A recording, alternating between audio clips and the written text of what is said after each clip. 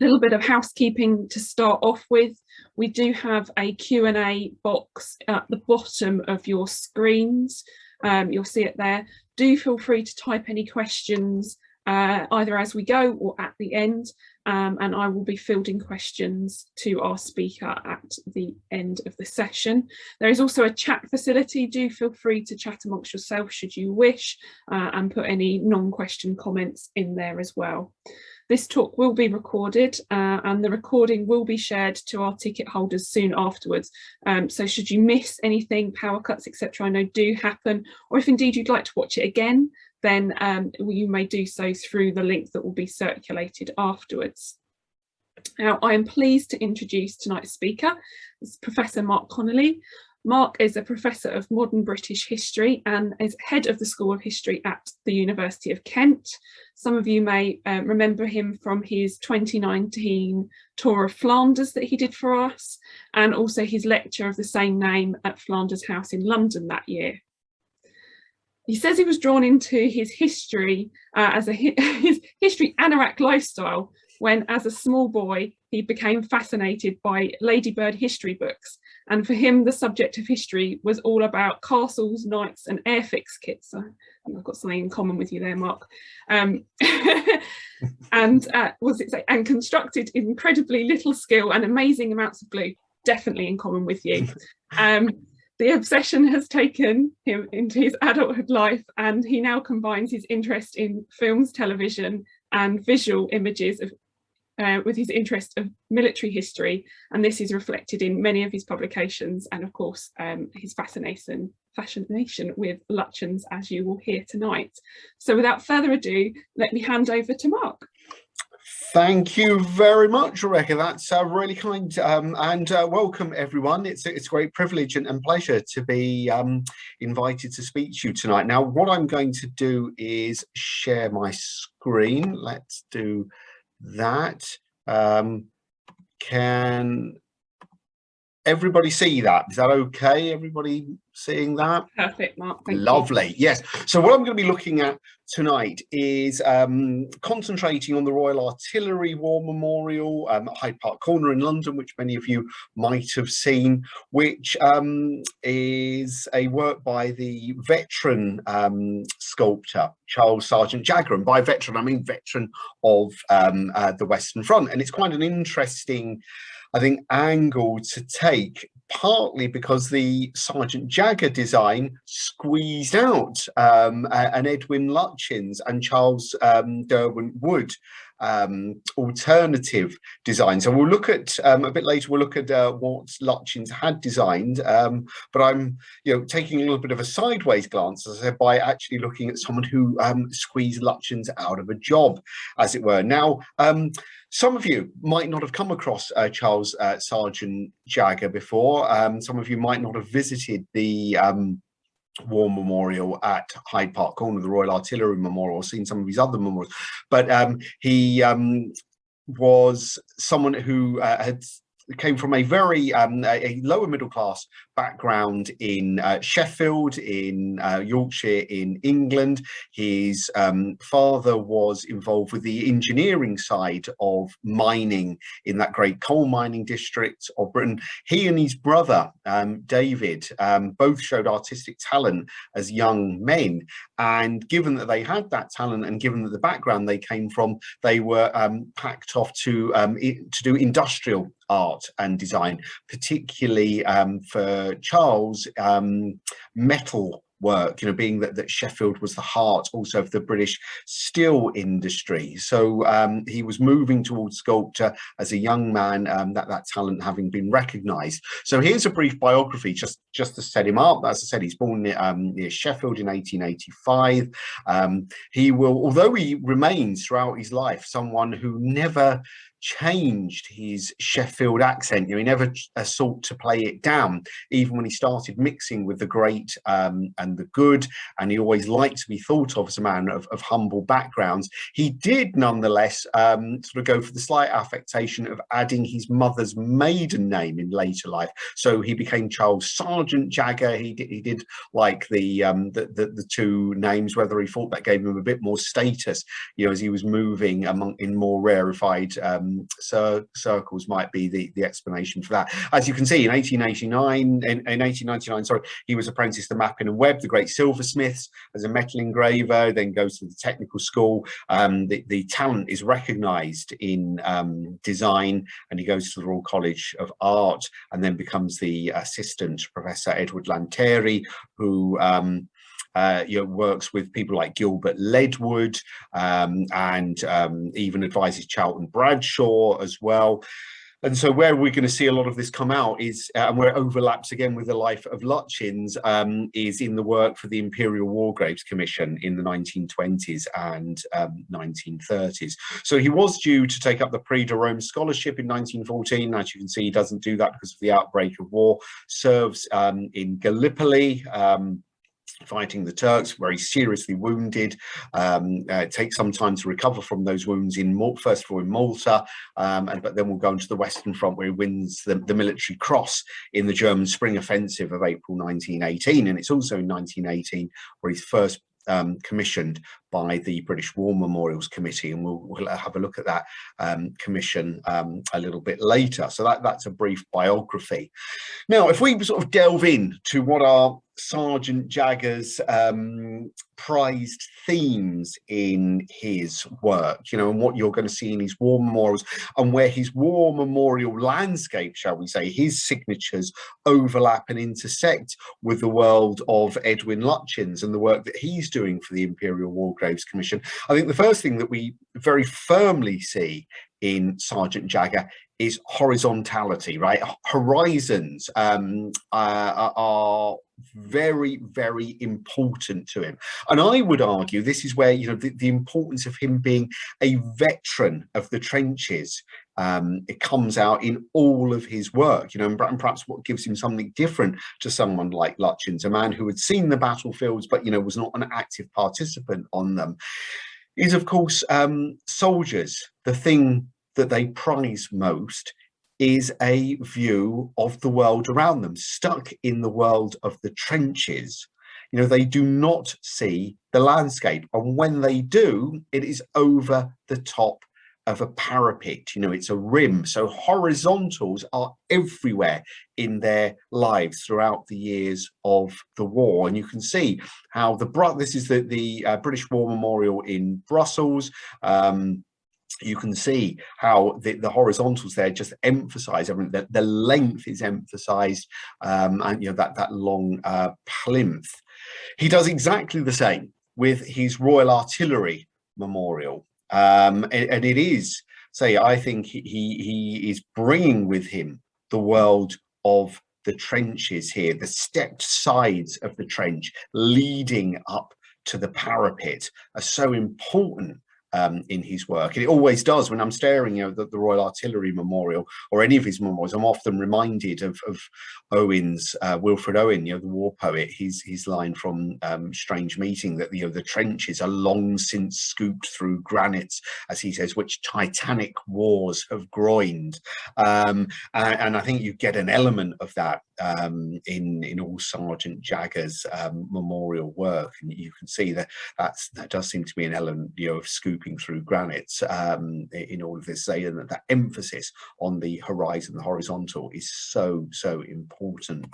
And here I think you can see where he does bring this into effect. So here's a model of the earliest design. He's working on this with Charles Holden, in fact, and Lionel Pearson, who are in architectural practice together. And of course, Charles Holden is also another architect of the Imperial War Graves Commission, and will serve on the Western Front with the Friends, Ambulance Unit. So at first, the idea was that the gun for the Royal Artillery, that their howitzer centerpiece, you can see would be at a right angle.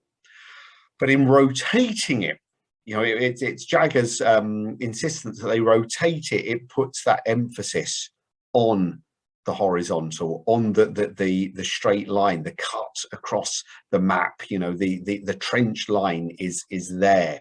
So you can see that the rotating gun was extremely important to the overall effect. And here at Hoylake and West Kirby near Liverpool, where he designs the obelisk, and there is the statuary either side of it. Either side of the obelisk is flanking statuary. But the importance, the way the obelisk helps to draw the eye up, it strikes me, is because of the power, the drama of it being placed on that large plinth, with the eye being dragged across the horizontal plane first and then upwards. If you can imagine this just here on a small plinth, it would lose a lot of its effects and a lot of its drama. So I see the emphasis, that the imprint, the footprint of the trenches always in Sergeant Jagger's memorial work. And it's something that I think he does share with people like Charles Holden. You do see it in Charles Holden's cemeteries for the commission. Here, particularly Passchendaele New British, the way that is relatively squat, and low-lying. It's certainly not like the kind of impressive height, the way Lutyens drags the eye up at Thiepval, or even at the Faubourg d'Amiens cemetery at Arras. Holden almost gives you pillboxes there, like German machine gun positions, and then drags your eye between them with those that kind of almost trench line that connects the two of them. So we see this in another veteran of the Western Front, who's also an architect for the commission.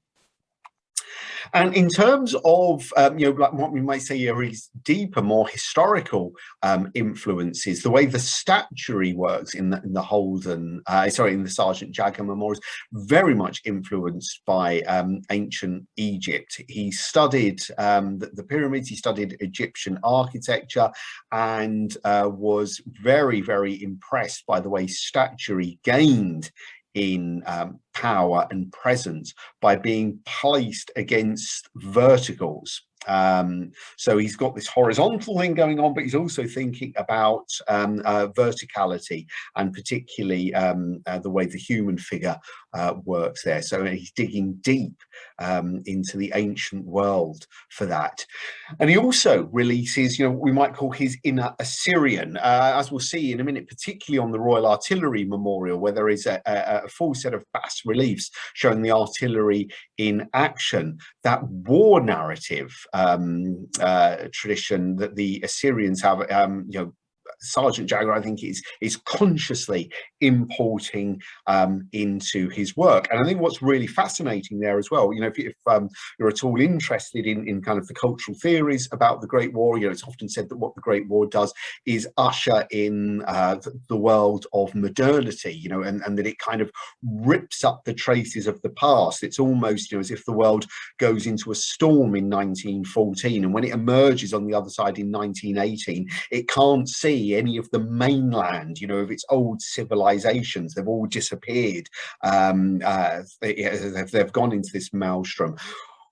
What I think you're seeing in someone like Charles Sergeant Jagger, just as you see in David Jones in literary terms, is this kind of reach into the past to see whether the Great War is in some ways the kind of concentrated essence. If you'll allow me, it's almost like the kind of stock cubes of war. It's brought together every element of human conflict and has boiled them down together. And I think Sergeant Jagger is picking up on that with this kind of nod to ancient Assyrian war narratives in their architecture.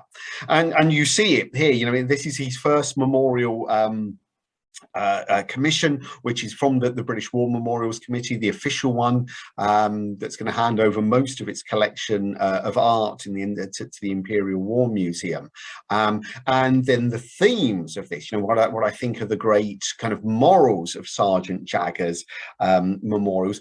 And the qualities that he's celebrating are endurance and fortitude. That this is a war of endurance and fortitude, and that's what he wants to celebrate in his fellow soldiers. That we clung on together, we held out. So, and that means that it's a long way from empty jingoism. He is appealing to something with something with deep pride, and something that he wants to honour, with all his skill. And you'll see in this war memorial panel, that what is quoted is a now long forgotten poet, Beatrix Bryce Miller, who sets up the remembrance movement, the Ypres League, in the early 1920s, and it's from one of her poems: "Oh, small mighty band that stood for England for a living shield and guarded her slow awakening." So it's actually a paean to the BEF, the first British Expeditionary Force of 1914, who held back the Germans, and sort of bought time for the nation to mobilise. And interestingly, this panel, what it was originally designed to be, was part of an entrance way to a great hall of remembrance, which would have the official war art that had been commissioned by the British state during the war, and you would eventually, get to the central triptych of John Singer Sargent's Gassed, Paul Nash's Men in Road, and Percy Wyndham Lewis's A Battery Shelled. They were going to form the core heart of the collection, and so this memorial here was going to be part of the entrance way. It never ends up being built, the Hall of Remembrance, and so all of this stuff ends up being donated to the Imperial War Museum. But endurance and fortitude there, that the key issues, and indeed, it's building upon wartime qualities as the war settles in, to a long, slow, attritional slog. That's what's coming through also in home front propaganda, and I think it is summed up here in that Punch cartoon for it's the baby new year of 1918, and you can see the soldier and the sailor holding up the child, who's saying, stick it, stick with it. Endurance and fortitude are what's required. And then Douglas Haig's famous order of the day from that moment in April 1918, when it looked like the Germans might be about to break through. Every position must be held to the last man. There must be no retirement. With our backs to the wall and believing in the justice of our cause, each one of us must fight on to the end. That backs to the wall, I think, is going to be quite, literally realised by Sergeant Jagger in his memorials, as you'll see in a moment. And again, what you have to remember is endurance and fortitude are also ones that have been drummed in, particularly to upper class British men, and indeed the upper class of the entire British Empire through the late Victorian and Edwardian period.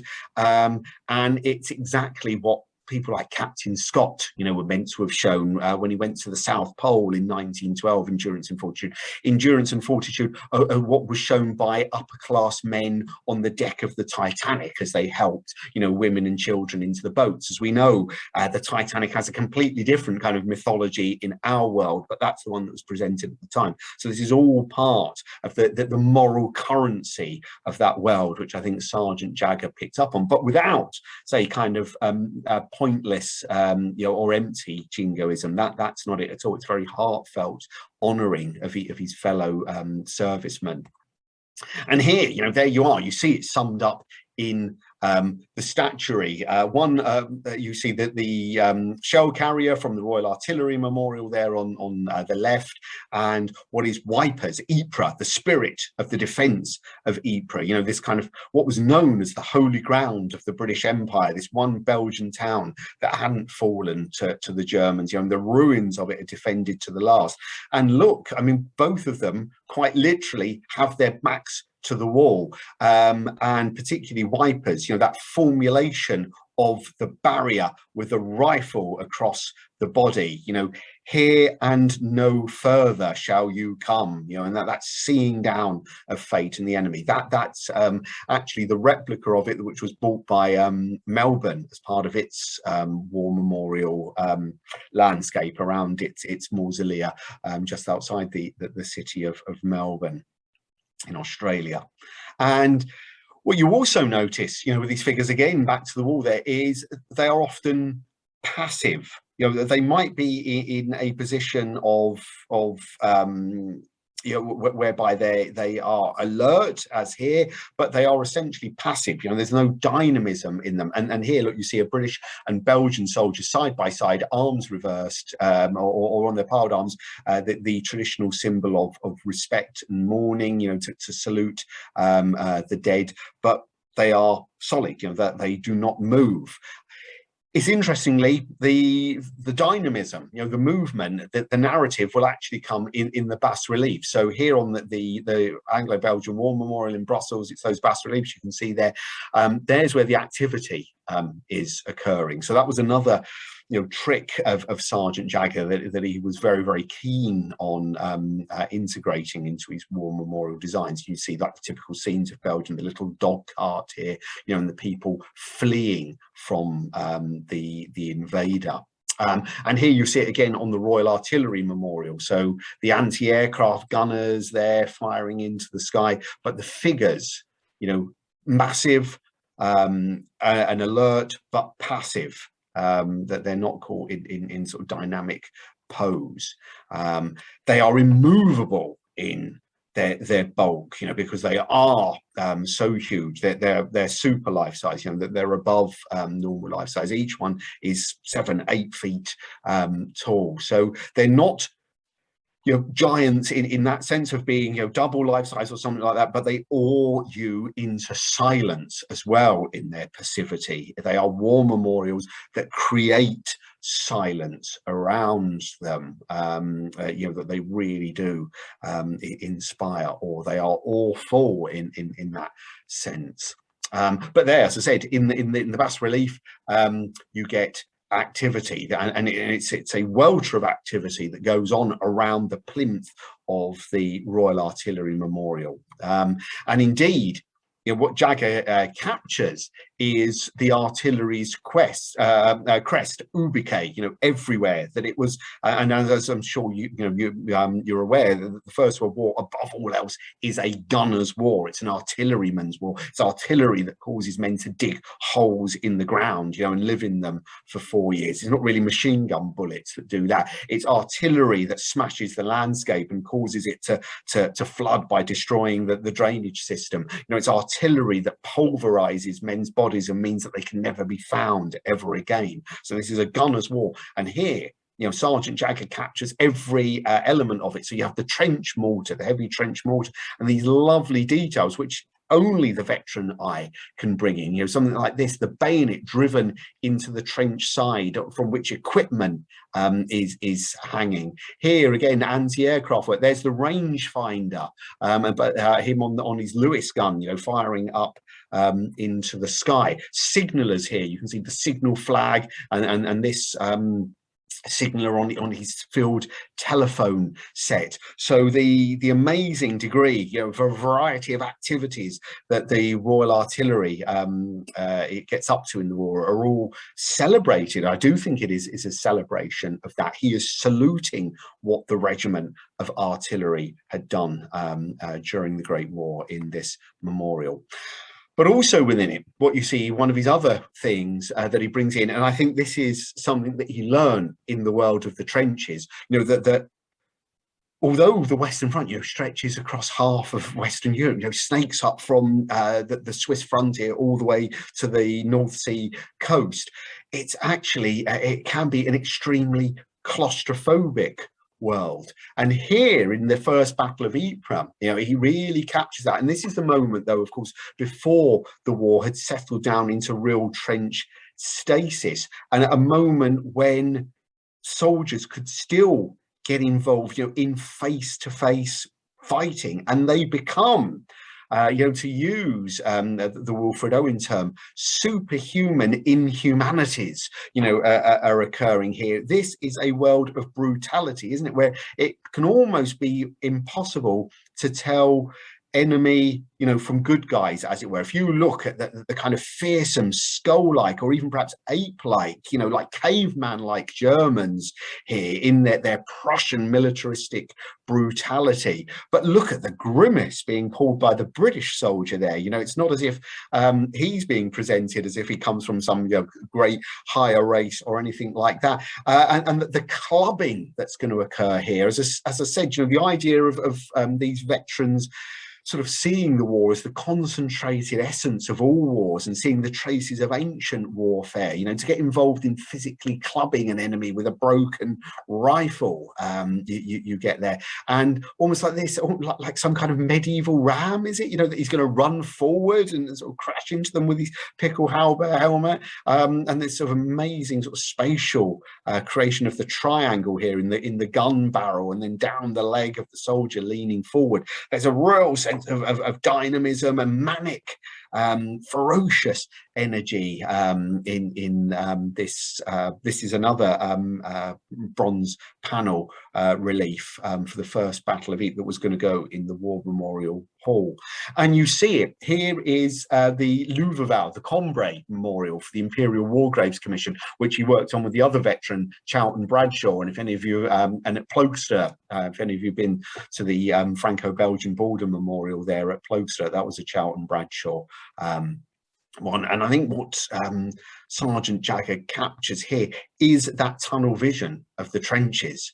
You know, that this is the view that most soldiers would have had. He is appealing to his fellow veterans here. And again, I think this is what makes it different to the world of someone like Lutyens. You know, Lutyens, with all of his imagination, all of his sensitivity, you know, designs incredible memorials and cemeteries for the Imperial War Graves Commission. The one thing he cannot, of course, he cannot bring with him is this, you know, the veteran's eye view, and this makes, you know, Thiepval is the Combray Memorial is really quite unique for having that sense of, you know, the soldier's eye vision of war there. And again, that obsession, you know, with seeing over the parapet, of seeing over the horizontal, to concentrate on the soldier looking through his box periscope, his trench periscope, so he can see what's going on as these men are moving forward above him, you know, and the dynamism here as well, and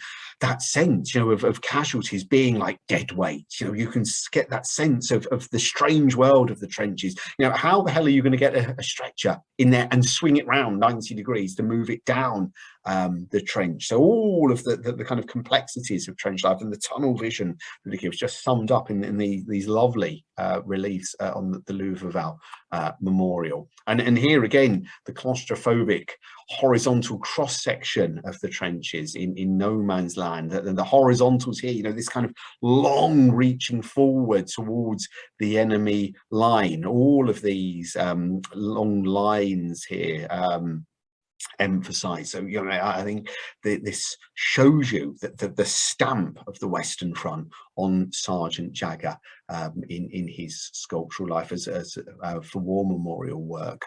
And here, you know, when you see the full view of his no man's land relief, that strikes me, you know, is that he's given you like a glimpse through a trench periscope in its framing. That is what you see, but you're kind of seeing no man's land sideways on. You're getting the cross section of the landscape there, and with it, you know, these hints of almost crucifixion sacrifice here in the outstretched arms as the man is slumped on the barbed wire there. There's amazing detail in his work. And I think what he's also doing, you know, as a man of the industrial north, in his sculptural work, is showing the ordinary soldier, you know, and the vast majority are coming, certainly by 1916, and conscription, you know, kicking in, are coming from the British cities, and they would have come from working class backgrounds. And what Sergeant Jagger does, you know, is celebrate that. Yes, as I'll show you in a moment, he's going to depict officers, but the ordinary soldier, you know, as industrial worker in an industrial war, who is a hero because he endured and because he put up with it and because he kept on to the bitter end. You know, that I think is what Sergeant Jagger celebrates throughout. Here, some of you might have seen the memorial that he did for the Great Western Railway at Paddington Station. You know, a truly remarkable memorial. You know, beautiful one that it has a soldier reading a letter. You know, a letter. I think everyone's thinking, is that from his wife, his girlfriend? And then you have this juxtaposition, don't you, of his official, like, soldier's kit with the scarf, the domesticity. You know, is that what his wife or perhaps his mum knit for him? So this juxtaposition, you know, of the man who is the servant of the state, but also the man with a family, with a history, with a personal life, hinted, you know, all summed up in these beautiful little hints. And, you know, I think to have the railway, as every soldier knew, you know, the railway is how your mails got to you. The crucial element of morale, of communication, you know, came via the railway links to the steamers, you know, bring them over the channel. So I think to bring in letter reading into a railway memorial was a bit of genius by Sergeant Jagger. And of course, railways are Janus face, or railway stations are Janus face throughout the Great War. It's the place where the man, either on leave, you know, and he's fit and well, or injured, comes back from the front. It will be the place, it's the portal where he begins his descent back into the world of the Western Front. So the railway station is a very interesting space, you know, and Sergeant Jagger designed his memorial, you know, to go on platform 1 at Paddington Station. That is going to be that reminder for all time that this was a kind of liminal space, a space of movement where home and fighting fronts met. And he sums it up, I say, in that letter, in that scarf there. And then there he is, you can see his box respirator satchel under his chin, and then the scarf. But as I said, you know, earlier, there is a distinct masculinity, there is a hyper masculinity about all of these figures as well. They're bigger than your normal life size. They tower over you, they awe you. They're almost, you know, scary at times. I know that I'm never going to live up to the masculinity of these guys. You know, as you can see, I'm the kind of weedy boy with glasses who's got a note from matron who's excused games forever. I'm never going to be able to compete with these guys. There is a hyper masculinity to them, as you see in their sheer bulk and their power. That grip on the rifle there at Hoylake, you know, it does remind me of Rupert Brooke's piece, with hand made sure, clear eye and sharpened power. You know, these are also then, I think, what Sergeant Jagger gives them, and this is where it's different to something like Owen's poetry, he gives them agency. You know, these men are not the playthings of a capricious god, or, you know, gods or idiot generals. They shape human history by their own determination to play a role. They know what their role is and they play it willingly and to the best of their abilities. You know, they are not chucked around. Also, I think what we get in this hypermasculinity, you know, particularly on the Royal Artillery Memorial, is, you know, if you think that you know, what artillery is by the Great War is the perfection of industrialized processes, isn't it? You know, metal smelting, refined engineering, chemical engineering, which allows chemical propellants to chuck shells over great distances, you know, and then they explode thanks to another combination of chemicals. But what Sergeant Jagger shows you is all of this is done by muscle power, by sheer graft and grit. It is a job that they must labor at. It is the labor of the wars, or, you know, to quote from Henry V, it's the ancient disciplines of the wars which they have. So we see in the bas relief, you know, it's hauling, pushing, pulling, war as work. You can, you know, almost sense the taut muscles here in the dragging, in the pulling into position, you know, into the sighting of the guns, into the moving of ammunition, and the closing of breech blocks. There again, look at that tautness of the guy ropes. They're trying to pull the wagon through the slush and the muck and the mud there, and this emphasis on a horizontal line all over again, and all the detritus of all of the kit all around them. And in this, what I think is fascinating is the way Sergeant Jagger uses the greatcoat, and the greatcoat almost becomes something like, a medieval coat of armor. And a greatcoat, it's a great word, isn't it? How many people wear greatcoats these days? As you know from those khaki coats, as indeed there were lots of jokes, about the way that these great woolen coats fitted someone. You had to be a great man to fill it properly. And if you think about like 19th century statuary of great dead white men, it will often show them, in their typical garb, isn't it, which is the frock coat.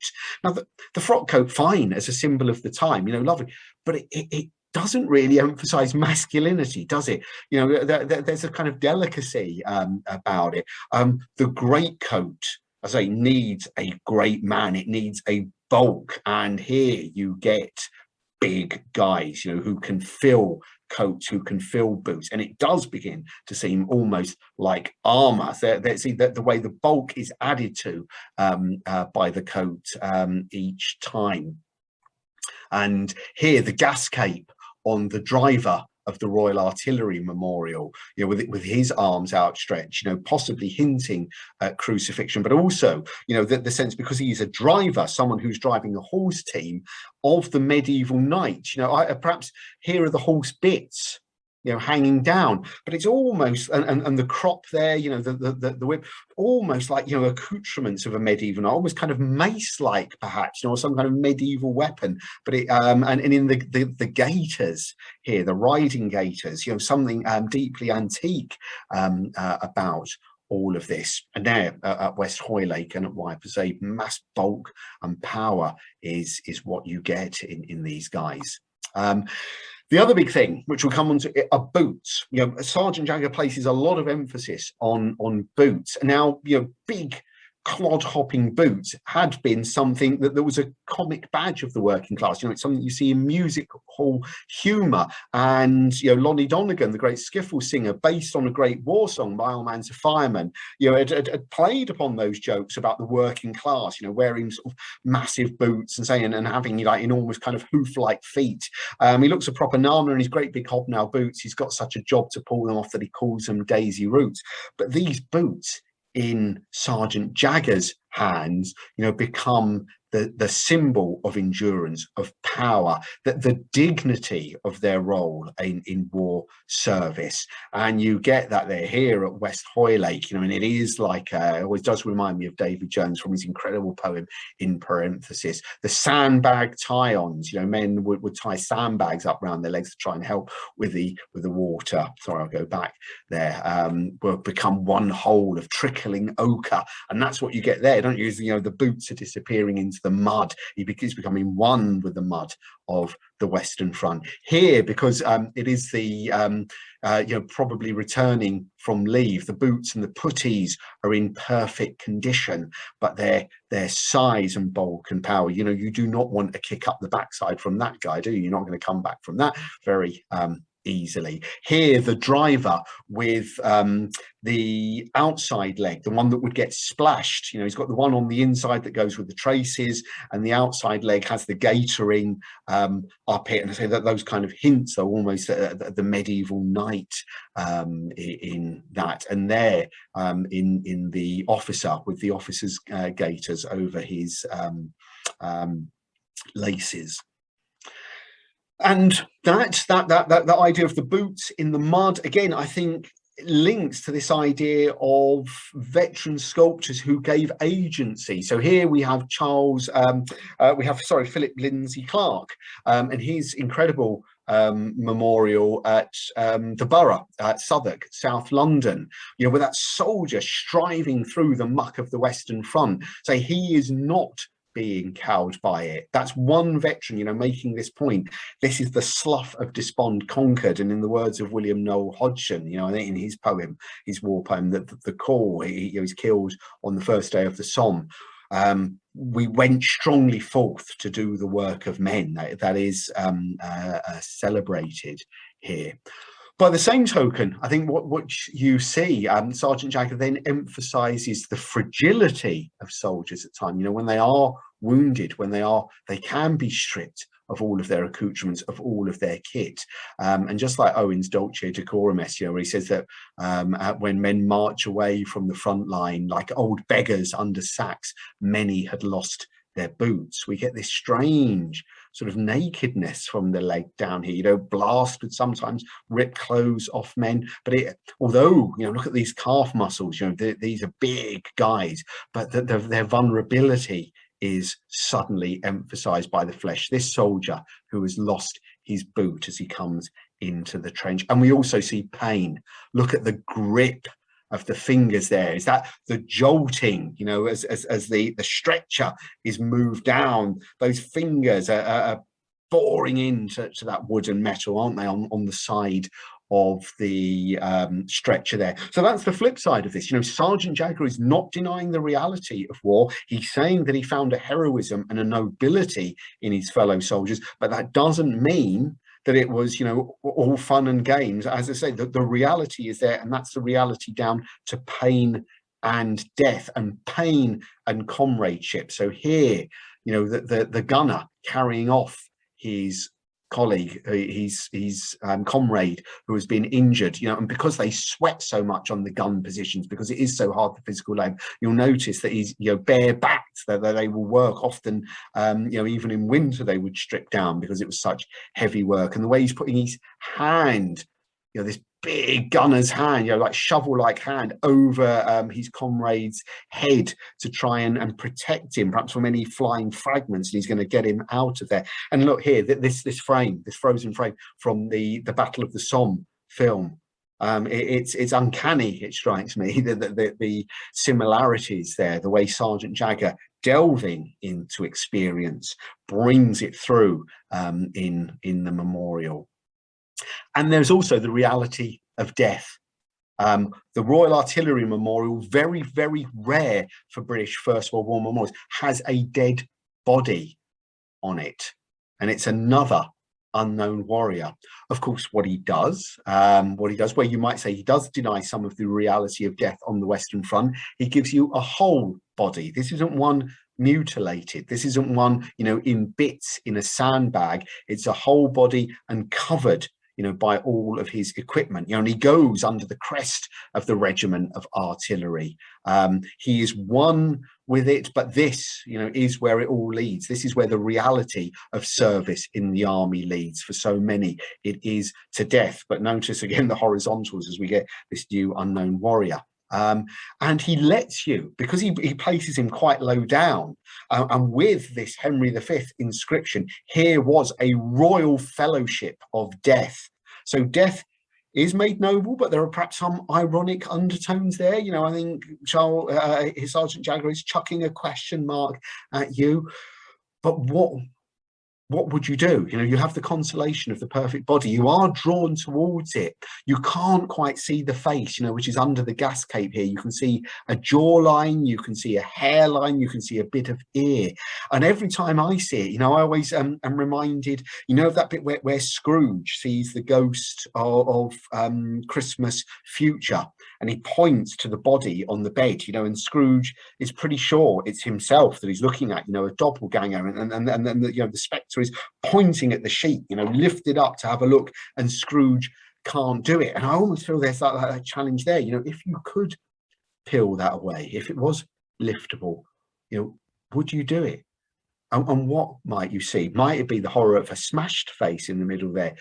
Might it be your own? So there's this amazing challenge where Sergeant Jagger is confronting you with the reality of death, even though he does so through the consoling idea, of the perfect unpulped body. But here he's showing the reality of death in action. The driver of the gun team hit by the bullet, and that amazing sense of dynamism he gets there. You can almost feel and hear, can't you, the bullet thud into the chest, and the way that's caused the gunner to pull back on the reins, and then the horses are rearing with it. That always reminds me of that end sequence for any of you who have seen Peter Weir's film, Gallipoli, of the sort of the last death at the end of that, almost, where he's kind of running across the line. He's treating it as if it's a running race as he runs across no man's land, and then he's hit in the chest and sort of butterflies backwards in that. And here, at Paddington, we've got this fascinating framing that we have, that there's this doorway behind the soldier. So what is it? What is this framework, this architectural framework? It's almost like it's a mausoleum. And here, I show you Julius Beer's great mausoleum at Highgate Cemetery. So is this soldier standing between us and death? At Paddington Station, when he got back on the train to return to the front, did he go through the portal of death?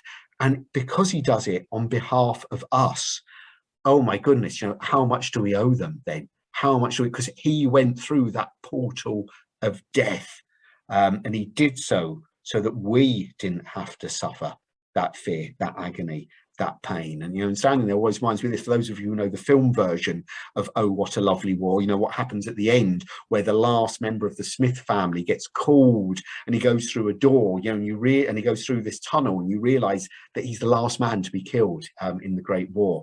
And there you have, don't you, Owen's strange meeting. It seemed that out of battle I escaped down some profound dull tunnel. And is that what happened when that door behind him swung open? But nonetheless, despite all this, it is a righteous war. Sergeant Jagger, sticks with that Prussianism here at West Hoylake is quite literally crushed underfoot. It has been pushed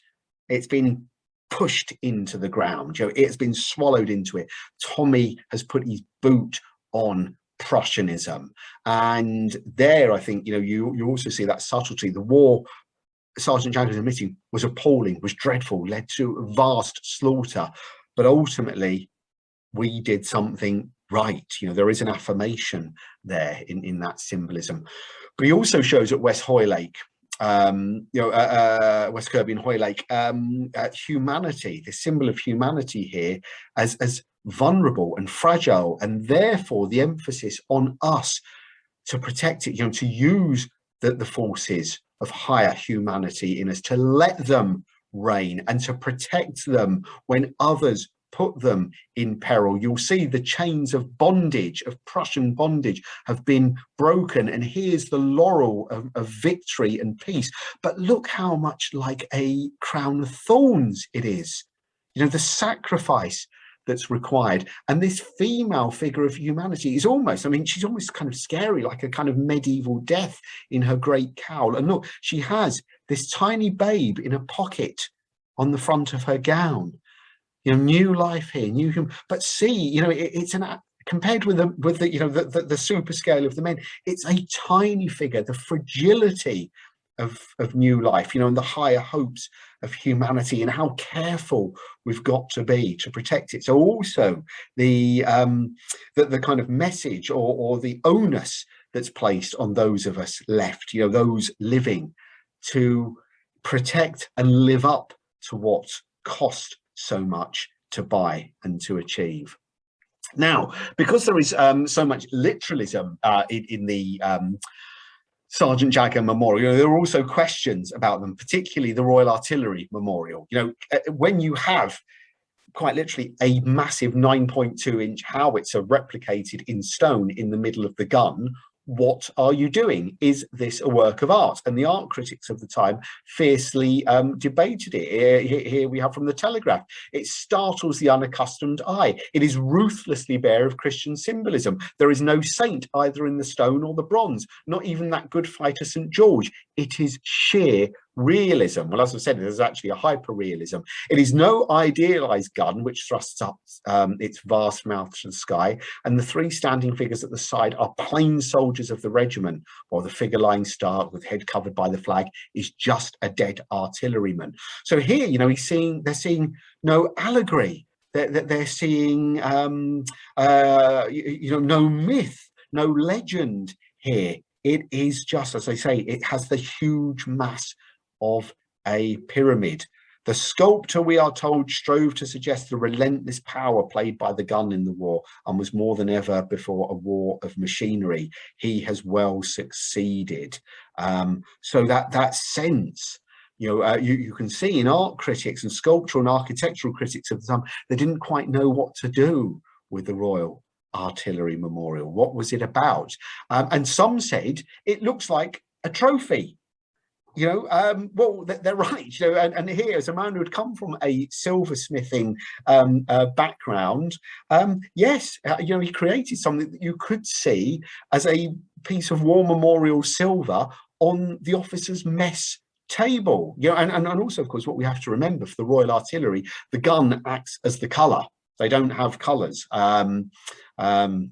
The gun is it and symbolizes it. So it is the height, it is the symbol of collective identity. So the worshipping of the gun, the special presence of the gun is natural to them. And it's made it very different. So here, finally, you in the Lutyens Trust, you get to see what Edwin Lutyens put forward. This was Lutyens' design with Francis Derwent-Wood, and Derwent-Wood is going to end up in the same space at Hyde Park Corner because he designed the Machine Gun Corps Memorial, which is just 100 or so meters away. So here you can see that Derwent-Wood put the artillery in action, and there is some figurative work, but it has nothing like the urgent, insistence, the agony and the ecstasy almost, that Sergeant Jagger brought up. So this was the Lutyens vision, where the message emerges out of another cenotaph, but an ascending one. That sense of ascent that Lutyens liked so much in his war memorial design, particularly at Thiepval.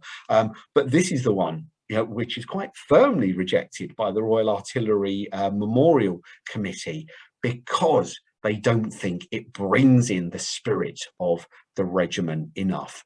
And here is where you see General Sir Ian Hamilton reporting what had been said to him by another art critic. To my mind, the ugliest thing in the world is a gun, with one exception only, a howitzer. A howitzer resembles a toad squatting, which is about to spit fire out of its mouth. Nothing more hideous could be conceived. That was from Lord Curzon, who fancied himself as a bit of an aesthetic critic.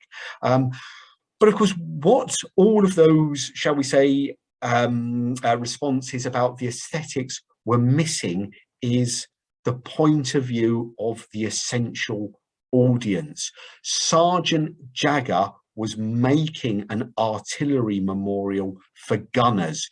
First and foremost, it's for the regiment and for veterans.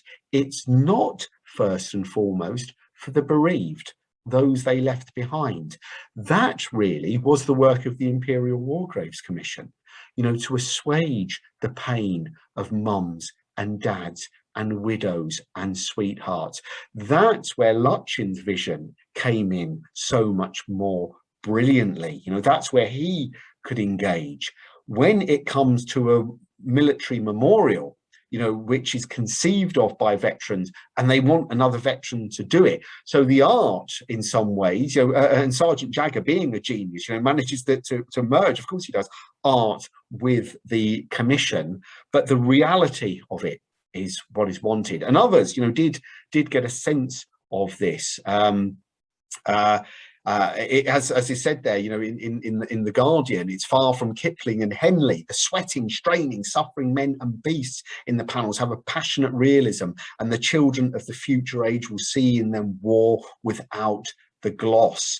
So there's that sense of realizing, some realizing that this is to get to the heart of war, and it's to reflect what the regiment itself wanted. But others, it vividly recalls to our minds the physical agony of war and represents the types who were subjected to it. But it is not the horror of war that we wish to commemorate.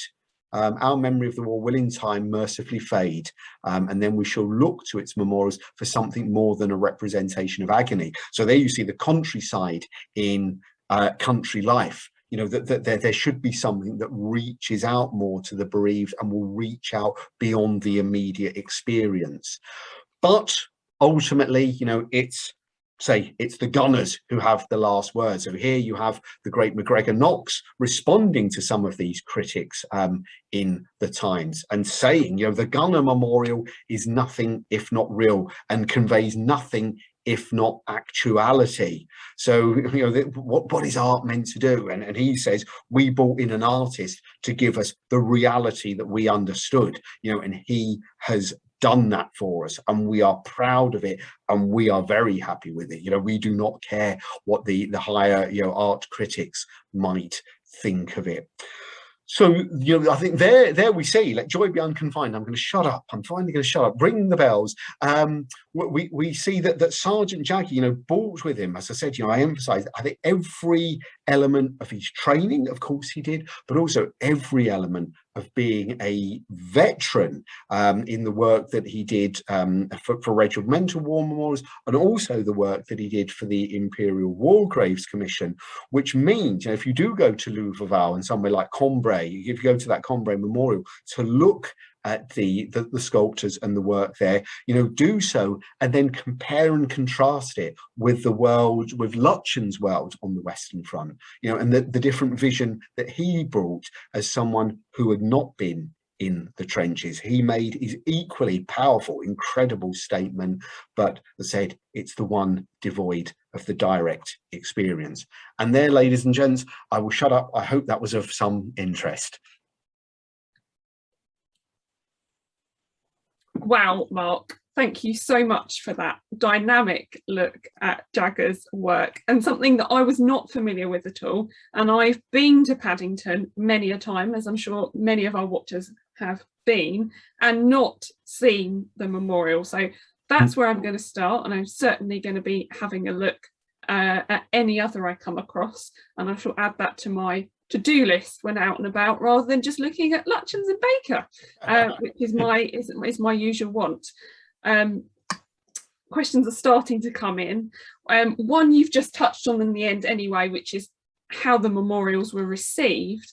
But I was wondering if you could shed any light on what the Imperial Commonwealth War Graves Commission thought of them. How did they take them, as they are so different from that of the other three major architects? Yeah, it's interesting, isn't it, that you know, Fabian Ware, you know, as I'm sure a lot of people know, Fabian Ware was the head of the Imperial War Graves Commission, had a very close working relationship with Lutyens, with Baker, with Reggie Blomfield, you know, and was very much in admiration of them. But of course, the flip side of his vision, just as it had been the vision of the war artist scheme in the war, was that you had to bring in, you know, the veteran community. You know, you could not exclude them from this work. It would be very, very odd. So, you know, in a few weeks' time, I know you've got a talk from Tim Godden, who's going to be talking about those junior architects of the commission, all of whom had been veterans of the Western Front. So for Ware, it was very important to sort of integrate this kind of sculptural and architectural language as well. And I think what's really interesting is that when Sergeant Jagger, you know, is doing, you know, direct work for the Imperial War Graves Commission, they tie him up with another veteran, which is Charlton Bradshaw. You know, so that the two veterans work together on their memorials. Charlton Bradshaw works with Gilbert Ledwood, another veteran of the Western Front, at Ploegster, you know, where Ledwood will sculpt the lion. So I think Ware was very good at realizing that, you know, the overall architectural language of the commission would be broad enough to bring in you know, these different voices and approaches, but what he would never try to do is mix apples and oranges. You know, so I say, so he has the kind of veterans working together, and then he has Lutyens, you know, and Baker, etc., doing their stuff separately. So he's perfectly happy with it. Although it's noticeable, you know, that visitors to the Western Front will often comment on the reliefs at the Cambrai Memorial, and they do notice that it's quite different to anything else that they see on the Western Front, just as they noticed that Eric Kennington's memorial at Soissons, again as a veteran, you know, sculptor and an artist, that he brings a different look, will have a slightly different flavour to it compared with some of the other work. Sorry, does that answer that? I think that's Rebecca. very funny. Thank you very much. One of the other questions was on your touching on the links to the Assyrian bas reliefs, and the fact that now we can see those in places such as the British Museum, but wondering whether that was the case of Sergeant Jagger, or whether he had to rely more on literature to get that inspiration. Now, like, see, Eric Kennington is equally interested in the Egyptian and the Assyrian work, and both of them spent a long time in the British Museum making sketches. Kennington was lucky; he managed to get out to Egypt. You know, he got some scholarship, which allowed him then after the war to have a look. And finally, Sergeant Jagger managed to take up after the war his Rome prize. So he went out and looked at a lot of the ancient, statuary and the Vatican Museum and such like. So they did do a lot of museum hopping. They got around, but yeah, it was the British Library where he kind of studied, and sat and sketched. Sorry, the British Museum was his real place of learning for all of this. Wonderful. And one for me, if I may, many watchers and yourself know that I am absolutely in love with Castle Drogo, and I don't know if you're familiar with the memorial that they had created in recent years down there of the masons who obviously left Drogo under construction to go to war, and many of whom didn't come back. And there you see the men facing large granite walls and sort of merging back into them, which struck me as completely juxtaposed against what Jagger was doing in almost having the men come out of the solid mass of the stone. And whether if there was any direct inspiration between the two. I don't know. I don't. Not that I've seen. That Jagger had taken much notice there. I mean, he's certainly because of having Holden and Pearson's practice, involved with the design of the plinth. He's in a lot of conversation with Charles Holden, and as I'm sure Rebecca, Holden, I think even more than Lutyens, is obsessed with Portland, and that Portland stone is the stone of London, and that Portland, as the, and therefore what you might say, the bedrock of the British Empire. And so there's a lot of discussion between them about the way that Portland works, and almost and you kind of see this in the commission as well, in the thinking about the headstones, a debate which of course Lutyens contributes really fulsomely, is that somehow Portland is the primeval bone marrow of Britishness. And you see it in the fact that you can see the seashells, the ancient sea creatures are there, so that you go back into the prehistoric mysteries, of the island that gradually emerged from the primordial swamp, and pulled further away from the continent, as water grew up in the channel. I realise I'm beginning to sound like some sort of demented version of Nigel Farage here, aren't I? Going into these kind of rhetorical sweeps, but that kind of vision. So he certainly shared with Holden and Lutyens that sense that Portland is crucial, and that somehow a British genius seeps out of it, and also, of course, then transplanting that across the world, but particularly to France and Belgium, and sinking it into their soil makes indissoluble this union. I think I've pushed that in a completely different direction, Rebecca, from your original question. But that's where I sort of see the sense more about stone and the sort of history and heritage. Wonderful, thank you. Again, a totally new perspective from what I thought about before. Would you like to tell our viewers a little bit more about your project with Gateways to the First World War? Yes, indeed. We're sponsored by the UK's Arts and Humanities Research Council, and it's a project of historians in various UK universities who have their main research and teaching interests are in the First World War, and it's about encouraging public engagement. With the first of all, of course, it was with the centenary, but to keep alive the legacy of the Great War, and to mull over its legacies, good, bad, indifferent on our lives, and also to think, to consider its cultural footprint and its imprint upon us. And as you said, at the start, Rebecca, as someone like myself who's so deeply interested in the work of the Imperial War Graves Commission, as it was at that point, and war memorials, that's the element that I lead on, and Tim Godden, who I'm sure a lot of you will tune into in a couple of weeks' time as well. The unique legacy that is created by the work of the IWGC and in that war memorials movement of the 1920s, which, lest we forget, is the largest communal arts project ever undertaken in the British Isles. Is that war memorial, fever, you might call it, from 1919 to about the mid 1920s. Fantastic. And you have a website. We do. Information as That's well. right, we do indeed. And all of the projects are there. Mm-hmm.